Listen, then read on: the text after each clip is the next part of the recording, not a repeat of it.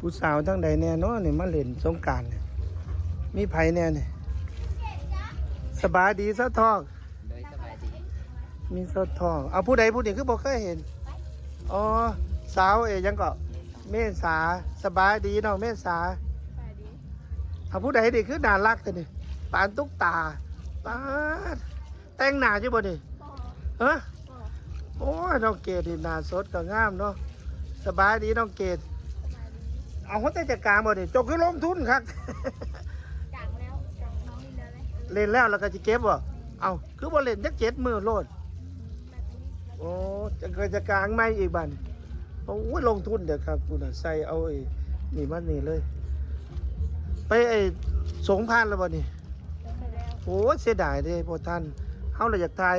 มื้ออื่นจะไปสงอยู่บ่ จังยังมือ เฮาอยากทายไอ้สาวลาวใส่ผ้าสิ้นสงพระอยู่นี่เฮาจะลองจะลองไอ้นี่เนี่ยน้องเกดอาบน้ำแล้วบ่นี่ ทำแล้ว อ้าว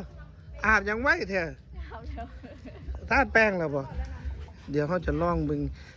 เขาว่าถ้าแป้งผู้สาวป้าแป้งผู้สาวย่ำหน้าสงกรานต์นี่บ่ผิดเขาจะลองเบิ่งขออนุญาตให้น้องเกด โดย เบิ่งนะครับครั้งแรกเด้นี่น่ะบ่เคยได้จับแก้มสาวลาวจักเทื่อป้าคือหนุ่มคักเถอะครับก็โชคดีคักเถอะ เกือบบ่มาตัวนี้น่ะนี่ครับ